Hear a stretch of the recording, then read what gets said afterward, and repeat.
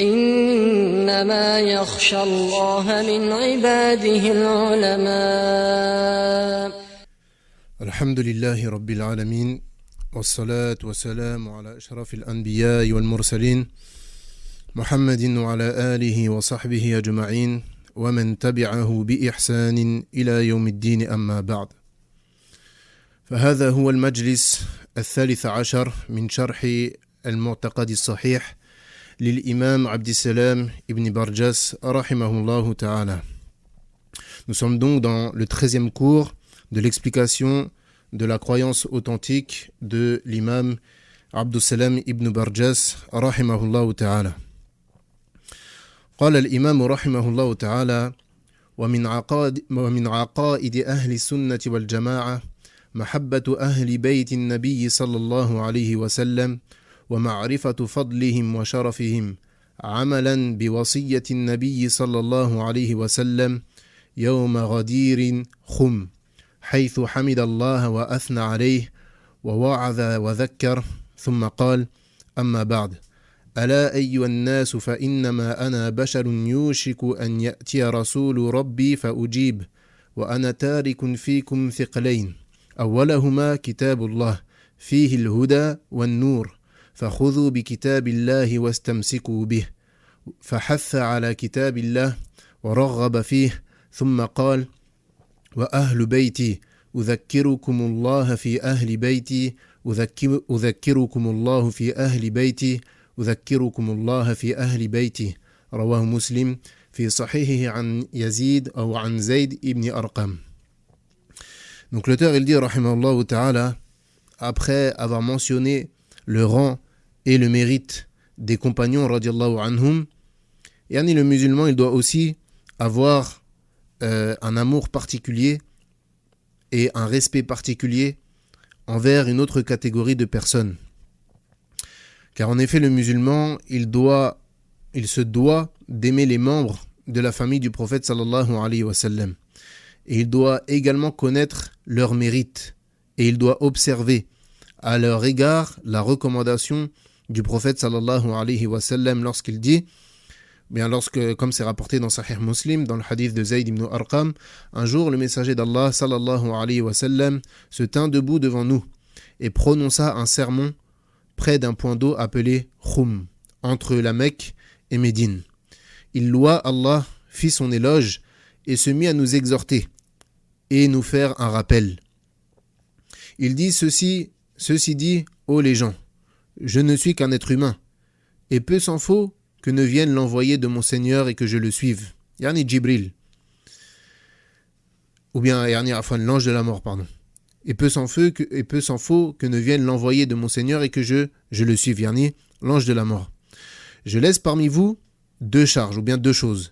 La première des deux est le livre d'Allah, qui contient la guidée et la lumière. Emparez-vous donc de lui et cramponnez-vous-y. Il se mit alors à nous encourager et à nous pousser à y rester attachés. Puis il poursuivit: et les gens de ma maison, je vous rappelle devant Allah votre devoir envers les gens de ma maison. Je vous rappelle devant Allah votre devoir envers les gens de ma maison.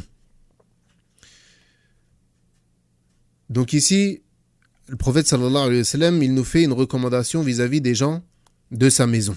Tamam? طيب. ثم قال ابن كثير رحمه الله في تفسيره: ولا ننكر الوصاة بأهل البيت والأمر بالإحسان إليهم واحترامهم وإكرامهم فإنهم من ذرية طاهرة من أشرف بيت وجد على وجه الأرض فخرا وحسبا ونسبا، ولا سيما إذا كانوا متبعين للسنة النبوية الصحيحة الواضحة الجلية كما كان عليه سلفهم كالعباس وبنيه وعلي وأهل بيته وذريته رضي الله عنهم أجمعين. Donc il dit l'auteur rahimahullah ta'ala, et Ibn Kathir rahimahullah il dit dans son tafsir: et nous ne renions rien de cette recommandation. Et nous ne renions rien de cette recommandation vis-à-vis des gens de la maison du prophète sallallahu alayhi wa sallam, de l'ordre d'être bienfaisant envers eux, de les respecter, de les honorer. Ils font partie de la descendance pure, appartenant à la plus noble des maisons et la plus noble des lignées que l'on puisse trouver sur la terre. Et plus particulièrement, donc, yani cet honneur que tu leur fais, ce respect que tu as envers eux, cette bienfaisance que tu as envers eux, est encore plus particulière s'ils font partie de ceux qui suivent la sunna prophétique, comme ce fut le cas de leurs prédécesseurs, comme Al-Abbas ainsi que ses enfants et Ali et sa descendance. Donc, d'un point de vue général, les gens de la descendance du prophète sallallahu alayhi wa sallam, ils ont un fadl, ils ont un mérite. Mais encore plus s'ils font partie de ceux qui étaient accrochés à la sunna prophétique. Et ici, il a cité l'imam, rahimahullah ta'ala, comme Al-Abbas qui était le cousin du prophète sallallahu alayhi wa sallam. Yani le fils de Al-Abbas, qui était son oncle paternel. Donc Al-Abbas, Abdullah ibn Abbas, qui était le cousin du prophète sallallahu alayhi wa sallam. Donc il fait partie des gens de la maison, ou bien des gens de la famille du prophète sallallahu alayhi wa sallam, ainsi que sa descendance. Et on sait qu'Abdullah ibn Abbas faisait partie des nobles compagnons. Il dit également à Ali et sa descendance, car Ali, radiallahu anhu, il fait partie de Ahlul Bayt. Pourquoi ? Car il était marié avec la fille du prophète sallallahu alayhi wa sallam. Donc la descendance de la fille du prophète sallallahu alayhi wa sallam, Fatima, qui est Al-Hassan et Al-Hussein, ils font partie de la descendance du prophète sallallahu alayhi wa sallam, et de par cette cause-là, Ali également, et du côté aussi que Ali était le cousin également du prophète sallallahu alayhi wa sallam, car il était le fils de Abu Talib, le cousin paternel, ou bien l'oncle paternel du prophète sallallahu alayhi wa sallam, yani le frère du père au prophète sallallahu alayhi wa sallam. Et Abu Talib, il est celui qui a défendu et protégé le prophète sallallahu alayhi wa sallam. Yani lorsque la mère du prophète sallallahu alayhi wa sallam elle est morte, il est passé sous la tutelle de son grand-père, Abdul Muttalib. Une fois que Abdul Muttalib il est décédé, eh bien c'est Abu Talib qui a pris en charge le prophète sallallahu alayhi wa sallam. Tamam. Donc Al-Abbas et sa descendance, Ali et sa descendance, ils font partie de la famille du prophète sallallahu alayhi wa sallam, d'une part, et ils font partie des plus nobles, bien évidemment. Taïb. Qui sont les membres de la famille du prophète sallallahu alayhi wa sallam ? Depuis le départ, on dit les gens de la famille du prophète sallallahu alayhi wa sallam, ou bien les gens de la maison du prophète sallallahu alayhi wa sallam, ils ont un mérite particulier. Taïb. Qui sont-ils ? Eh bien, ils sont les gens de sa tribu. Yani, lorsqu'on parle de Ahlul Bayt, on ne parle pas seulement des gens de la maison, yani ses enfants, ses proches parents, etc. Mais on parle de sa tribu, Banu Hashim, tamam, ainsi que ses épouses. Donc les gens de la tribu du prophète sallallahu alayhi wa sallam, Banu Hashim, ainsi que ses épouses.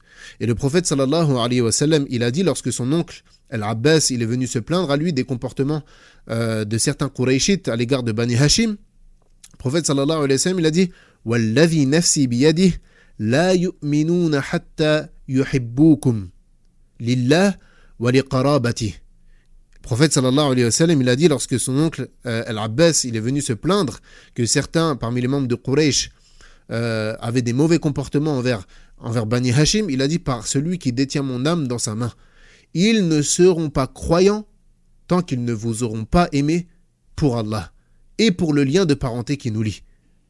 Tant qu'ils ne vous auront pas aimé pour Allah et pour le lien de parenté qui nous lie. Donc l'amour pour Ahlul Bayt, l'amour pour les gens de la famille du prophète sallallahu alayhi wa sallam se fait pour deux raisons. Premièrement, car ce sont des croyants. Et le musulman, il lui incombe d'aimer son frère musulman. Le musulman, il doit aimer son frère musulman. Vous vous souvenez, lorsqu'on a étudié les conditions de la ilaha illallah, on a dit parmi les conditions, al-mahabba, l'amour. L'amour pour cette parole, yani l'amour pour la parole la ilaha illallah. L'amour pour ce qu'elle implique. L'amour pour ce qu'implique la parole la ilaha illallah. Mais également l'amour pour les partisans de la ilaha illallah. Yani pour les monothéistes, pour les musulmans. Le fait de les aimer. Le fait de ne pas les détester. Tamam. Le fait de ne pas les détester, d'avoir de l'aversion pour un musulman, etc. Là. Tamam. Mais plutôt le musulman, il est le frère du musulman. Et il se doit de l'aimer. Donc l'amour pour Ahlul Bayt, elle se fait pour deux raisons. On a dit, premièrement, car ce sont des croyants. Jamil. Deuxièmement, car ils ont un lien de parenté avec le prophète sallallahu alayhi wa sallam. Tamam. Donc ça fait deux causes pour lesquelles on les aime. Premièrement, car ce sont des musulmans. Ici rentrent tous les musulmans. Ce sont des croyants, donc on les aime. Mais ils ont un mérite en plus, le fait qu'ils ont un lien de parenté avec le prophète sallallahu alayhi wa sallam. Et bien évidemment, le prophète sallallahu alayhi wa sallam, il est l'être le plus aimé des croyants. Il est l'être le plus aimé des croyants. Donc le croyant, il doit également aimer les proches du prophète sallallahu alayhi wa sallam. Taïb. Ici, une question très importante. Est-ce que du coup, on aime tous ceux qui ont un lien de parenté avec le prophète sallallahu alayhi wa sallam? Est-ce qu'on aime tous ceux qui ont un lien de parenté avec le prophète sallallahu alayhi wa sallam de manière générale? Eh bien là, ici, non. Pourquoi? Car on aime seulement les croyants.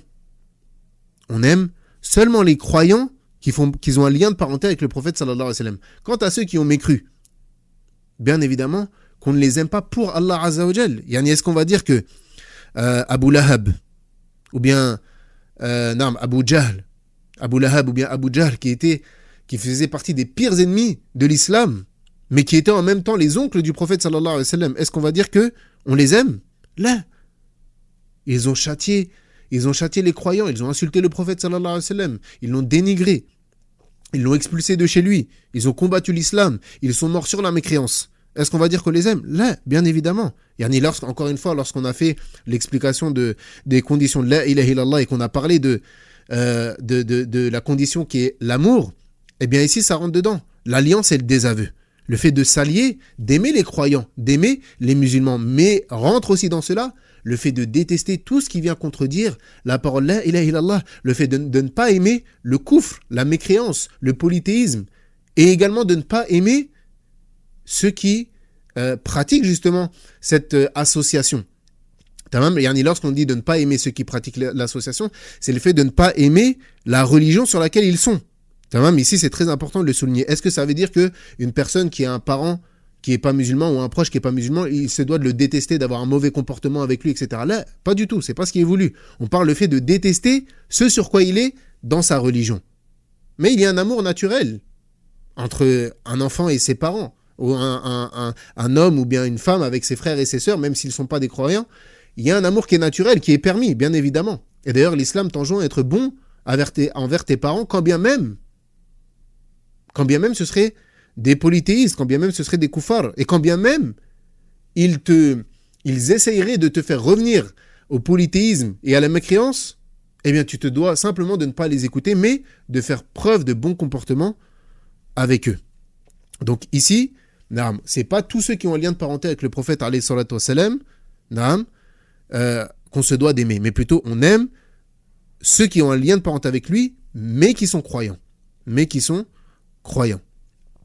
طيب.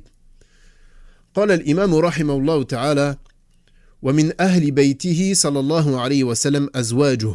قال تعالى في سياق مخاطبتهن: وقرن في بيوتكن ولا تبرجن تبرج الجاهلية الأولى وأقمنا الصلاة وآتينا الزكاة وأطعنا الله ورسوله إنما يريد الله ليذهب عنكم الرجس أهل البيت ويطهركم تطهيرا واذكرن ما يتلى في بيوتكن من آيات الله والحكمة إن الله كان لطيفا خبيرا.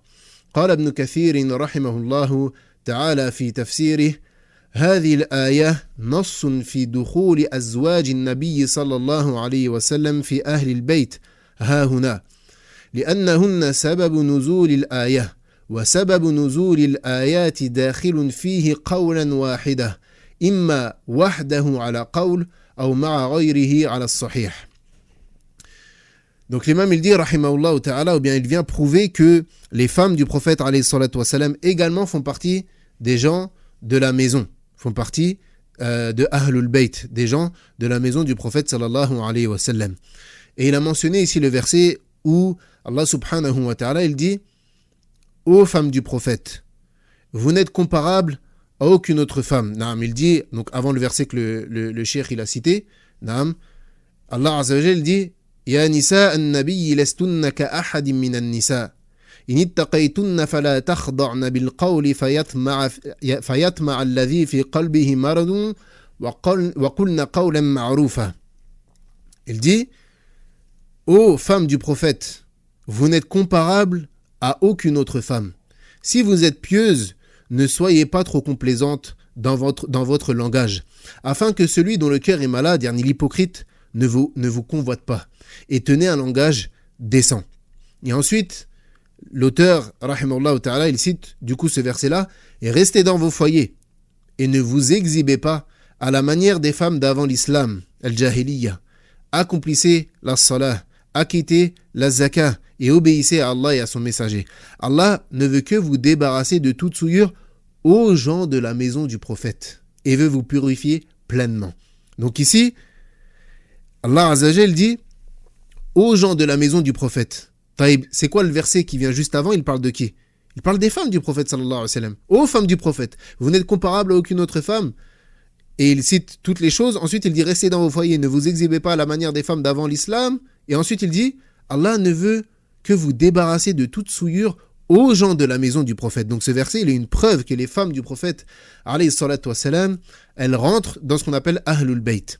Et d'ailleurs, c'est ce que dit Ibn Kathir, rahimahullah ta'ala, dans son tafsir, il dit ce verset est un texte qui montre clairement que les épouses du prophète, sallallahu alayhi wa sallam, font bel et bien partie de Ahlul Bayt.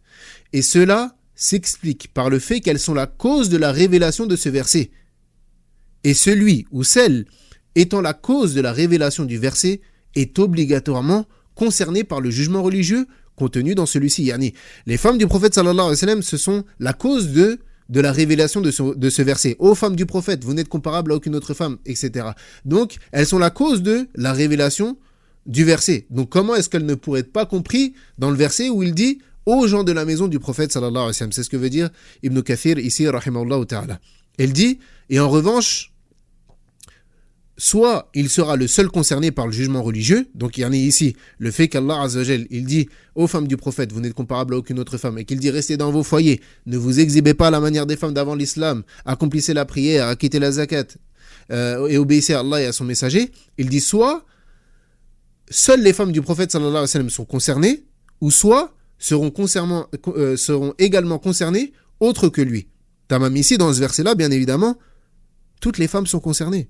Ça ne concerne pas que les femmes du prophète sallallahu alayhi wa sallam. Lorsqu'Allah Azza wa Jal dit si vous êtes pieuses, ne soyez pas trop complaisantes dans votre langage, afin que celui dont le cœur est malade, yani l'hypocrite, ne vous convoite pas et tenez un langage décent. Est-ce que c'est propre aux femmes du prophète sallallahu alayhi wa sallam? Là, c'est valable pour toutes les femmes musulmanes. Également lorsqu'il dit et restez dans vos foyers et ne vous exhibez pas à la manière des femmes d'avant l'islam, accomplissez la prière, acquittez la zakat et obéissez à Allah et à son messager. Il parle de qui également? Il parle de toutes les femmes musulmanes. Il parle de toutes les femmes musulmanes.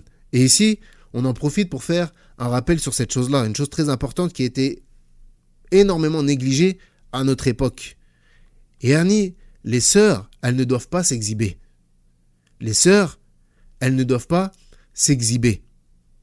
Et encore plus maintenant, encore une fois, avec les réseaux sociaux.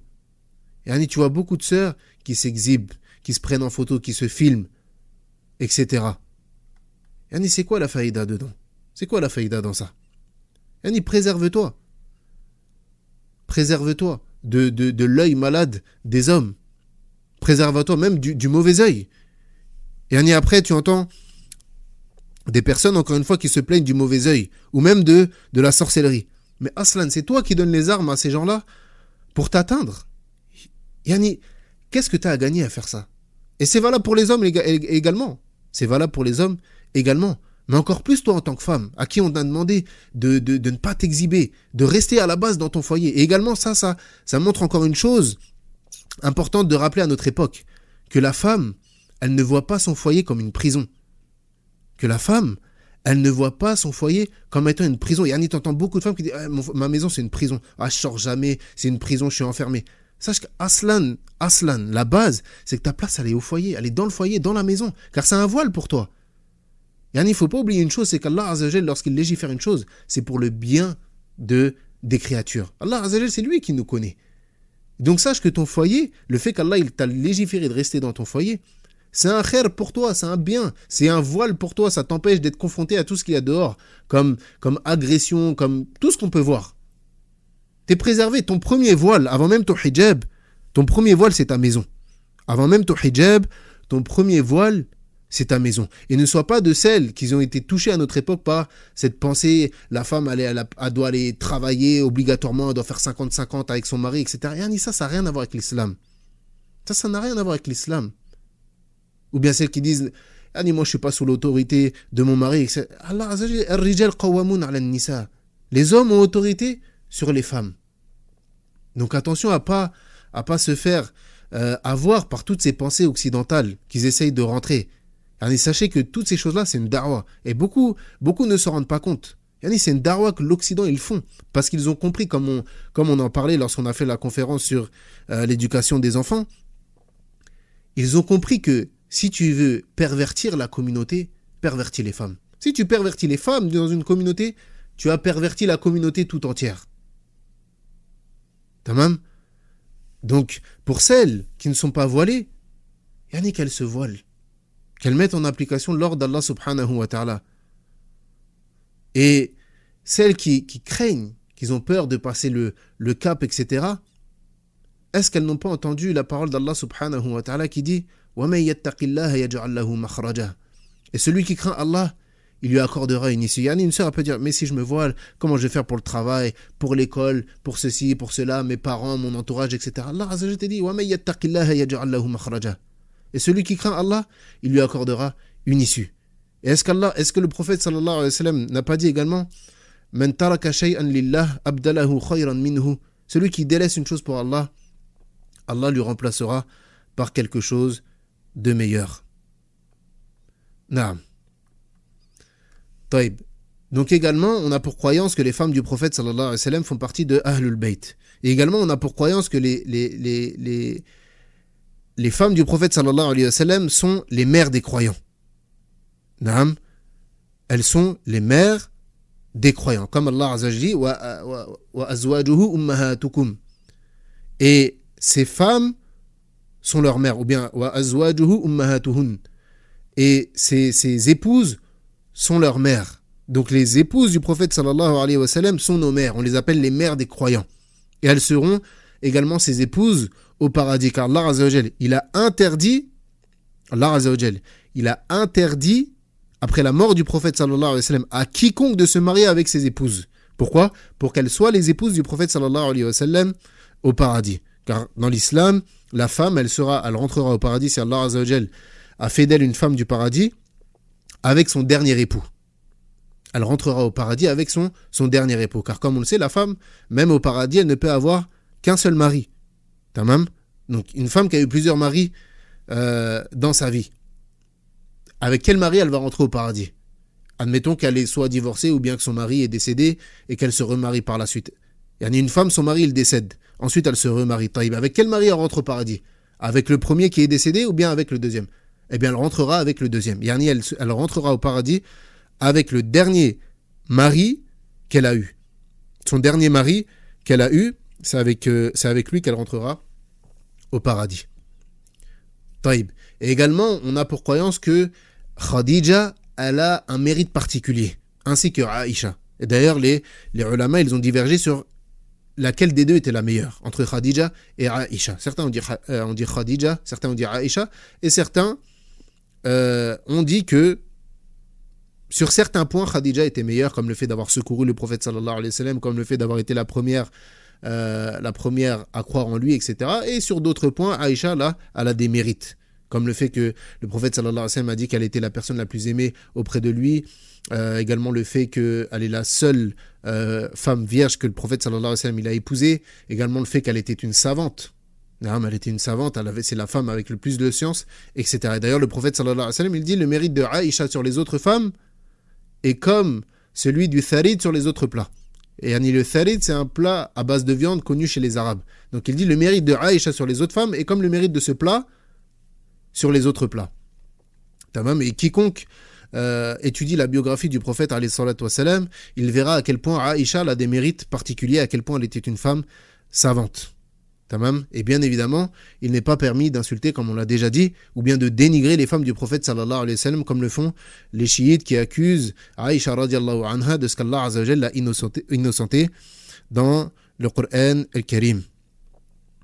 On a dit que c'était donc on a dit du coup que les femmes du prophète sallallahu alayhi wa sallam rentraient dans dans Ahlul Bayt. Taïb ici, on va donner un devoir pour ceux qui veulent.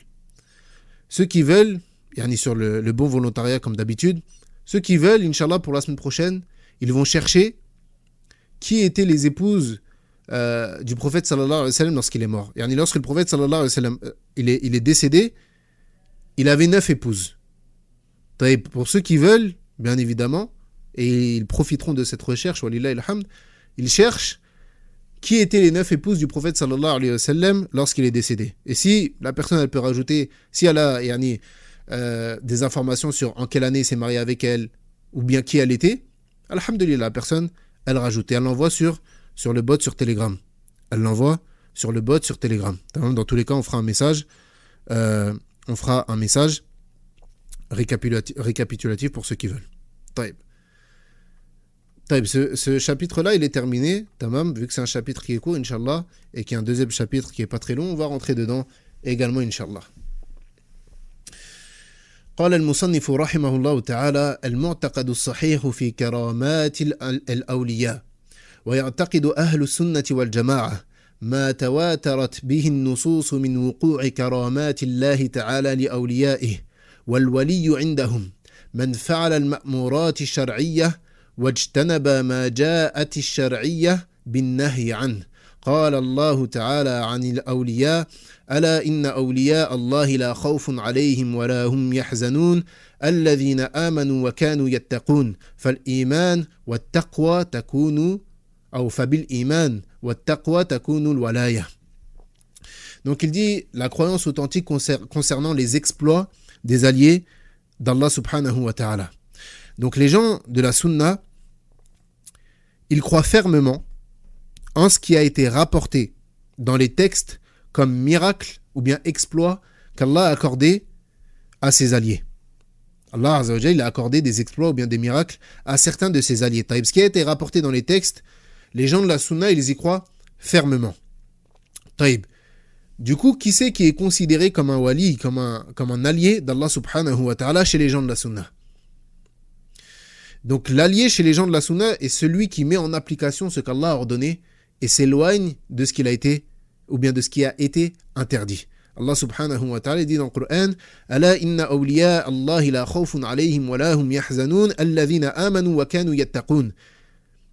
Il dit et les alliés d'Allah ne doivent pas avoir peur et ne seront pas tristes. Les alliés d'Allah n'auront pas peur et ne seront pas tristes. Ceux qui croient et qui le craignent. Donc il dit en vérité les alliés d'Allah sont à l'abri de toute crainte et ils ne seront point affligés. Ceux qui croient en lui et qui le craignent. Et Cheikh el-Islam Ibn Taymiyyah rahimahullah ta'ala, il a cette phrase très connue lorsqu'il dit Kullu mu'minin taqiyyin fahuwa lillahi wali. Kullu mu'minin taqiyyin fahuwa lillahi wali. Il dit tout croyant qui craint Allah est un allié d'Allah. Donc c'est par la foi et la piété que cette alliance peut se faire. C'est par la foi et la piété que cette alliance peut se faire.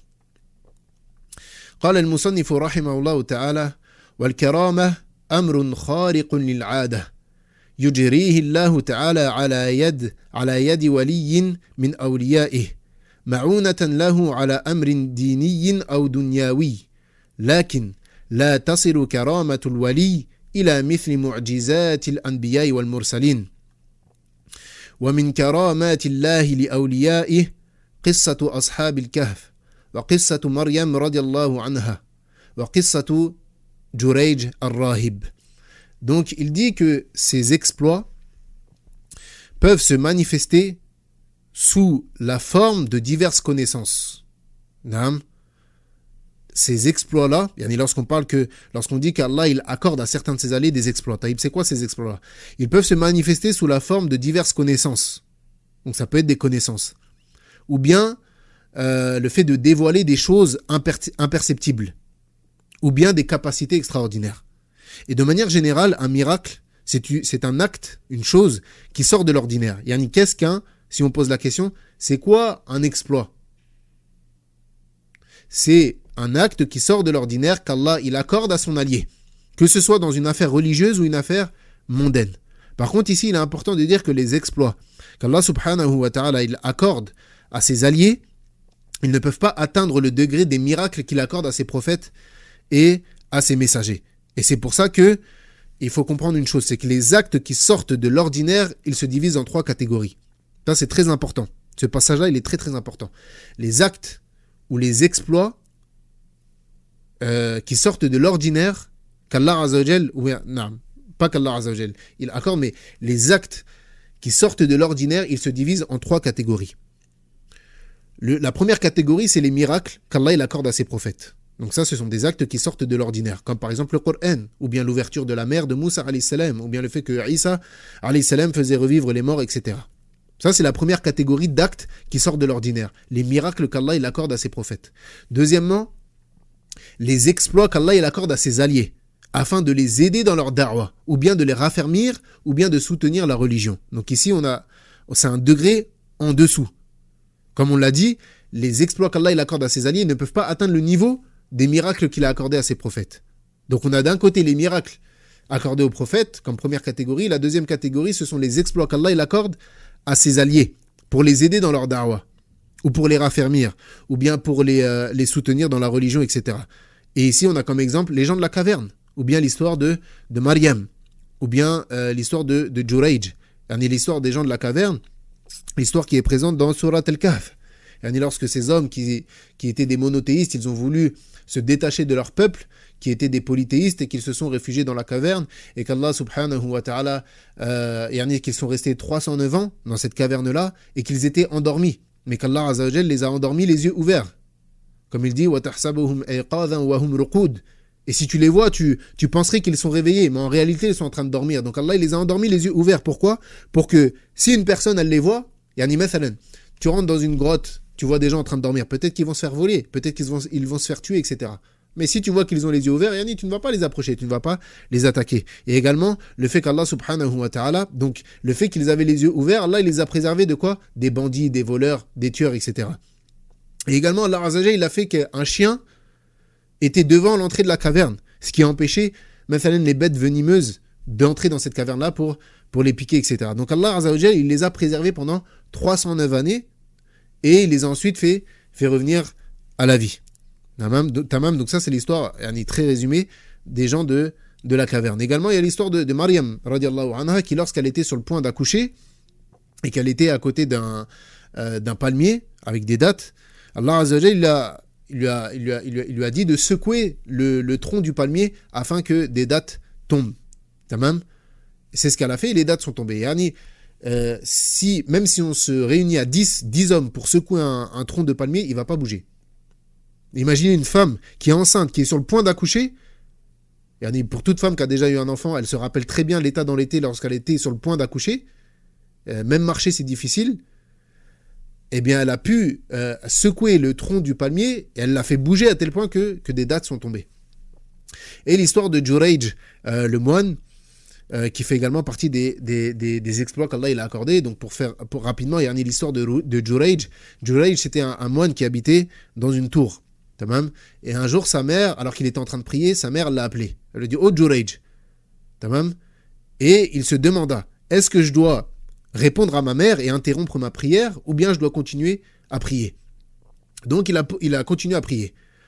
Donc sa mère, elle s'est en allée. Le lendemain, elle est revenue le voir une deuxième fois. Et il était encore en train de prier. Et la même chose s'est passée. Elle l'a appelé, il s'est dit, est-ce que je coupe ma prière et je réponds à ma mère, ou bien est-ce que je continue à prier ? Donc il a continué à prier. Et cette chose-là, elle s'est réitérée une troisième fois. Donc le troisième jour, après cela, sa mère, elle s'est exclamée, « Ô Seigneur, ne le fais pas mourir avant de lui faire voir le visage des prostituées. » Avant de l'avoir éprouvé par les prostituées. Taïb. Donc un jour, alors que les Bani Israël, les fils d'Israël, ils parlaient de Jurayj et de sa dévotion, car c'est un homme pieux, il y avait parmi eux une prostituée. Tamam. Et cette prostituée, elle leur a proposé, elle leur a dit, est-ce que vous voulez que je le séduise ? Donc elle est venue à la rencontre de Jurayj, elle l'a abordé, mais il n'a pas prêté attention. Et ensuite, cette femme, elle est allée trouver un berger qui habitait dans cette région-là, qui vivait proche d'eux, et elle s'est offerte à lui. Et elle est tombée enceinte de ce rapport-là. Et ensuite, lorsque l'enfant est né, cette femme, elle disait, c'est le fils de Jurayj. Yani le fils de Jurayj le moine. Donc imaginez, c'est un homme pieux qui est connu pour sa dévotion, pour sa piété, et d'un coup on dit, il n'est pas marié, on dit que il a eu un enfant avec une prostituée. Donc les gens sont venus devant sa tour, ils ont commencé à démolir sa tour, ils ont commencé à le frapper. Lui, il ne comprenait pas, yani, quel était le souci. Donc il a dit, Yani, qu'est-ce qui se passe? Et ils lui ont dit, tu as commis la fornication avec cette prostituée. Et de votre relation est né un enfant. Jurayj, il a dit, il est où l'enfant? Où est le bébé? Donc ils lui ont apporté. Donc Jurayj, il leur a dit, Taïb, il a dit, laissez-moi prier. Donc il a prié, et ensuite, il est allé vers l'enfant, et il a frappé sa poitrine. Et il lui a dit, qui est ton père? Et le bébé, il a répondu. Il a dit, c'est un tel le berger. Il a dit, c'est un tel le berger. Donc ça, c'est un miracle qu'Allah, il lui a accordé. C'est un miracle qu'Allah subhanahu wa ta'ala, il lui a accordé. Tamam.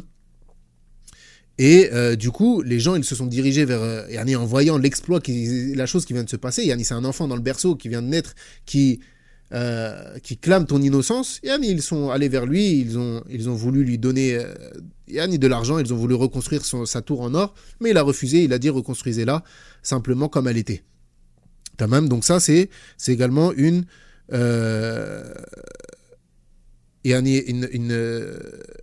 un exploit qu'Allah Azza wa Jalla il a accordé à Jurayj. Donc pour revenir à ce qu'on disait, les actes qui sortent de l'ordinaire, ils sont de 3 catégories, comme on l'a dit. Le premier, on a dit les miracles qu'Allah il accorde à ses prophètes. Deuxièmement, les exploits qu'Allah il accorde à ses alliés. Et la 3e catégorie, et attention ici, c'est la magie. Attention ici, la 3e catégorie, c'est la magie, par laquelle la personne, elle peut faire des actes qui peuvent sortir de l'ordinaire. Et ça, attention, dans certains cas, c'est du kufr. Tamam. Donc ici, il y a une chose qui est très, très, très, très importante. Le musulman, ça ne doit pas être quelqu'un de naïf. Et il ne doit pas croire à toutes les histoires qu'on lui raconte. Et surtout, comme vous savez, les soufis, toutes les histoires qu'ils racontent. Comme si la religion était basée que sur des contes et des histoires extraordinaires, fantastiques. Là, le musulman, il ne doit pas être naïf et croire à tout ce qu'on lui dit. Tamam. Il ne doit pas croire que toute personne, et ça c'est très très très important, il ne doit pas croire que toute personne qui fait un acte qui sort de l'ordinaire est forcément un allié d'Allah. Parce que la magie, elle rentre dans les actes qui sortent de l'ordinaire. Mais en aucun cas, bien évidemment, le sorcier, c'est un allié d'Allah. Au contraire, c'est son ennemi. Car dans le cas où il travaille avec des djinns, il sort de la religion de l'islam. Et dans tous les cas, le hukm du sorcier en islam, c'est qu'on le tue. Qu'il travaille avec des djinns ou non. Tamam. Donc, on dit d'un acte qu'il est un exploit, dans le cas où son auteur, c'est quelqu'un qui est sur la sunna et qui ne fait pas partie des gens de l'innovation. Car comme on l'a dit, les conditions pour être un allié d'Allah subhanahu wa ta'ala, c'est la foi et la piété. Comment est-ce qu'une personne qui s'adonne à l'innovation, elle peut faire partie de ceux qui craignent Allah subhanahu wa ta'ala? Bien évidemment que non. Il ne craint pas Allah azza wa jalla du fait d'avoir innové dans la religion d'Allah subhanahu wa ta'ala. Donc de manière générale, on croit à ce qui nous a été mentionné dans la sunna authentique, en ce qui concerne, ou bien dans le Coran, en ce qui concerne les exploits ou bien les miracles, etc. Donc on croit à ce qui nous a été mentionné dans la sunna authentique, ou dans le Coran, ou bien dans ce qui a été rapporté par les salafs. Une question ici également, c'est est-ce qu'il y a plus eu de miracles au temps des compagnons ou bien au temps des tabi'in? Donc les tabi'in, ce sont ceux c'est la génération qui est venue après les compagnons. Donc, est-ce qu'il y a eu plus de miracles ou bien d'exploits au temps des compagnons, radiallahu anhum, ou bien au temps des tabi'in? Il y a eu beaucoup plus de miracles au temps des tabi'in. Pourquoi? Parce qu'au temps des compagnons, ils avaient avec eux le prophète sallallahu alayhi wa sallam. Au temps des compagnons, ils avaient avec eux le prophète sallallahu alayhi wa sallam, donc il n'y avait pas besoin de ces choses-là. Tamam. Ou bien, au temps du prophète sallallahu alayhi wa sallam, il a eu des miracles, comme le Coran, ou bien lorsque il a pointé du doigt la lune et qu'elle s'est fendue, comme on l'avait dit dans le premier cours, lorsqu'on avait parlé des moyens de prouver l'existence d'Allah Azza wa Jal, et qu'on avait parlé des choses présentes, comme les miracles des prophètes, ou bien le fait qu'Allah Azza wa Jal, il répond aux invocations, etc. طيب قال المصنف رحمه الله تعالى: والكرامة موجودة في هذه الأمة إلى قيام الساعة لأن سببها الولاية، والولاية موجودة إلى قيام الساعة، ومن جاء بخارق من خوارق العادات لم يكن ذلك مزكيا له دالا على ولايته حتى يعرض عمله كله على الكتاب والسنة فيعرف بالموافقة لهما واتباعهما ظاهرا وباطنا. ومن فضائل الأولياء ما رواه البخاري في صحيحه عن أبي هريرة رضي الله عنه قال: قال رسول الله صلى الله عليه وسلم: إن الله تبارك وتعالى يقول: من عادى لي وليا فقد آذنته بالحرب. Donc l'imam ici, rahimahullah ta'ala, il dit, yani ce qu'on vient de dire. Il dit, les exploits seront présents jusqu'à ce que vienne l'heure. Car la cause de ces exploits, c'est le fait qu'Allah te prenne pour allié. Donc tant qu'Allah fera de certains de ses serviteurs des alliés, il y aura des exploits. Donc ça, c'est pour répondre à la question, est-ce qu'à notre époque, il peut y avoir des exploits? Est-ce qu'Allah il peut accorder des exploits, des actes qui sortent de l'ordinaire à certains de ses alliés? Naam, c'est possible. Pourquoi? Car la cause de ces exploits, pourquoi est-ce qu'Allah il donne ces exploits? Ou bien à qui? À ses alliés. Et on a dit que toute personne craignant Allah, en étant croyante et qui craint Allah, est un allié d'Allah subhanahu wa ta'ala. Donc Allah Azza wa Jal peut lui donner des exploits. Donc tant qu'il y aura des alliés d'Allah, il est possible qu'il y ait des exploits. Et il dit ici, quant à celui qui vient avec un acte qui sort de l'ordinaire, alors cela n'est pas forcément une preuve qu'il est un allié d'Allah. Yani comme on vient de dire. Celui qui vient avec un acte qui sort de l'ordinaire, alors cela n'est pas forcément une preuve qu'il est un allié d'Allah. Plutôt, on regardera en premier lieu si sa voix et ses œuvres apparents et cachés sont en concordance avec le Coran et la Sunna.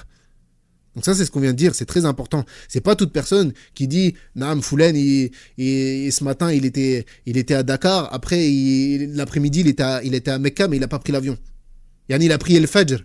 Il a prié le Fajr à Dakar, il a prié le Dhuhr à Mecca, mais il n'a pas pris l'avion, il a volé. Ou bien ils disent Foulen, il a prié sur l'eau. Ou bien un tel, il a fait telle chose, on est parti sur la tombe de tel mort, et il nous a parlé. C'est les shayatines qui vous ont parlé, c'est pas lui qui vous a parlé. C'est les shayatines qui se jouent de vous. C'est les shayatines qui se jouent de vous.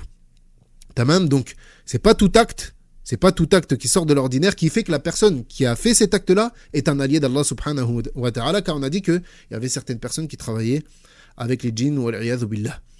Et il dit pour conclure, rahimahullah ta'ala, et parmi les mérites d'être un allié d'Allah, ce qu'a rapporté Al-Bukhari dans le hadith d'Abu Hurayra radiallahu anhu, que le prophète sallallahu alayhi wa sallam a dit: celui qui s'en prend à l'un de mes alliés, alors je lui déclare la guerre.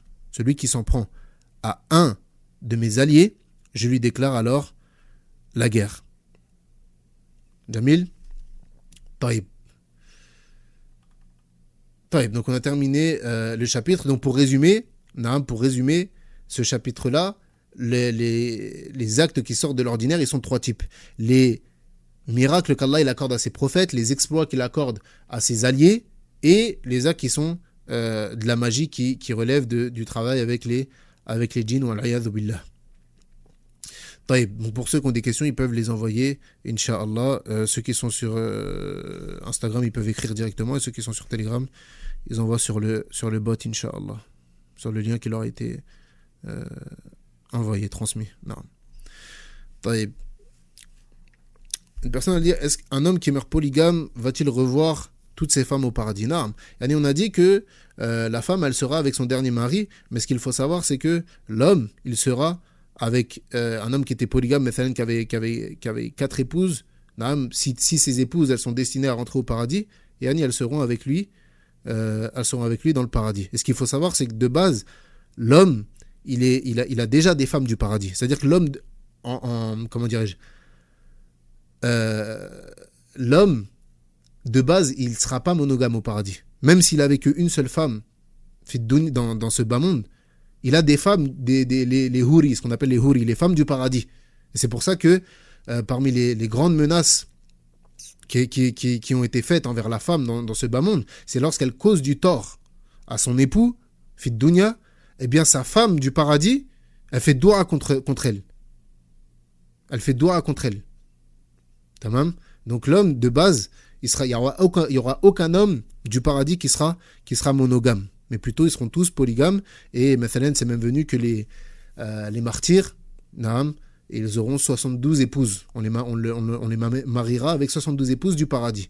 Tamam. Mais s'il avait plusieurs femmes dans cette dunya, et que ces femmes, elles sont destinées à aller au paradis également, tamam, eh bien, il sera avec toutes ses épouses.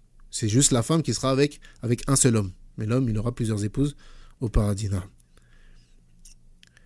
Une personne, elle dit pourquoi la mère a fait des douras concernant les prostituées. Je n'ai pas compris pourquoi elle a fait ça. Allah alam. Allah, il y en a peut-être la colère, peut-être beaucoup de choses. Et d'ailleurs, les ulama, ils disent que ça montre une chose. Vous vous souvenez, lorsqu'on avait fait la conférence sur l'éducation des enfants, on a dit que le parent, il doit prendre garde à invoquer contre ses enfants. Pourquoi ? Parce qu'il peut que sa doura soit acceptée. Il y en a parfois, lors d'un élan de colère, une mère ou bien un père, il peut maudire ou bien faire doua contre ses enfants avec la colère. Sur le coup de l'énervement, il fait doua contre son enfant. Et on a dit que parmi les doua, premièrement, qui sont acceptés par Allah Azza wa Jalla, qui ne sont pas rejetés, il y a la doua du parent envers son enfant. Mais en plus, il se peut que ça tombe dans un moment où les invocations, elles sont acceptées. Elles ne sont pas rejetées. Naam. Mathalan, entre l'adhan et l'iqama, par exemple. Tamam, ou bien la dernière heure du vendredi. Donc il se peut que dans un moment de colère, il invoque contre son enfant et que son invocation soit exaucée, comme ça a été le cas ici. Comme ça a été le cas ici. Naam. Wallahu a'lam. Subhanak Allahumma wa bihamdik. Ashhadu an la ilaha illa ant. Astaghfiruka wa atubu ilayk. Wa sallallahu ala nabiyyina Muhammadin wa ala alihi wa sahbihi ajma'in. Assalamu alaikum wa rahmatullahi wa barakatuh.